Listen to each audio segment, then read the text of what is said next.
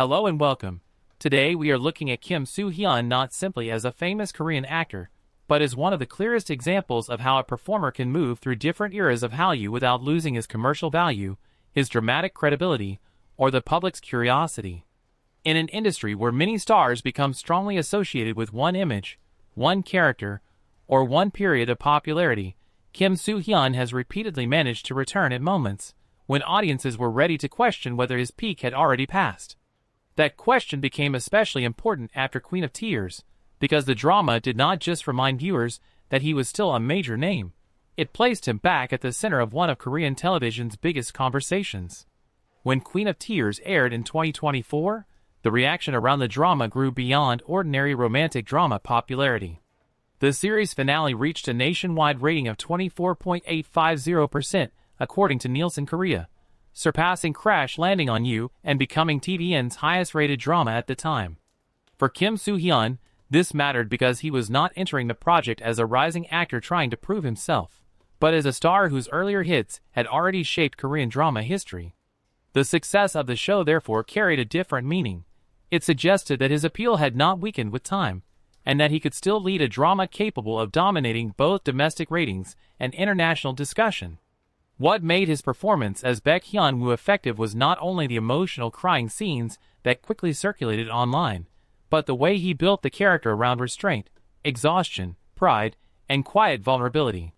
Hyun-woo could easily have become a passive male lead trapped inside a glamorous chaebol melodrama, but Kim Soo Hyun played him as a man whose emotional collapse was constantly being postponed.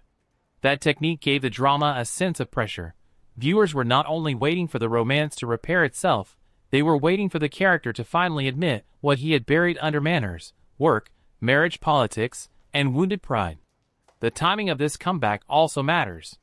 Before Queen of Tears, Kim Soo Hyun had already returned from military service, taken on high-profile projects, and remained one of the most expensive and recognizable actors in Korea.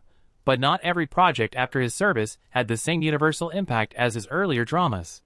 It's Okay to Not Be Okay was internationally admired and became a strong Netflix-era title, while One Ordinary Day presented him in a darker, more intense crime drama context. Yet Queen of Tears restored the exact type of mainstream cultural visibility that transforms a drama from a successful release into a national viewing event. Still, Kim Soo Hyun's career cannot be understood only through ratings.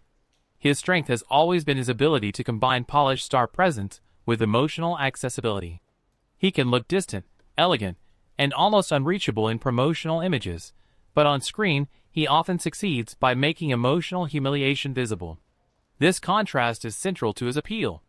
In My Love from the Star, he played an alien who had lived for centuries, yet the character's emotional awakening felt intimate. In Moon Embracing the Sun, he carried royal authority while showing grief beneath ceremonial control. In Queen of Tears, he once again used that same tension between surface composure and private damage. The larger industry lesson is that Kim Soo Hyun represents a type of Korean leading man who does not rely only on youth, novelty, or constant public exposure. His career has been built through strategic scarcity, carefully selected roles, and a public image that usually avoids unnecessary noise. That is why each project receives intense attention. Audiences are not watching an actor who appears everywhere, but one whose returns feel planned, expensive, and consequential. This creates pressure, but it also creates prestige, because every new role is judged as an event. So when we talk about Kim Soo Hyun after Queen of Tears, we are not only talking about another successful drama. We are talking about the rare ability to re-enter the center of the industry after already having been there before, and to do it without looking like a nostalgic figure from a previous Hallyu wave. His career shows how long-term stardom depends not only on popularity, but on timing, role selection, emotional precision, and the ability to make audiences believe that a familiar actor can still surprise them.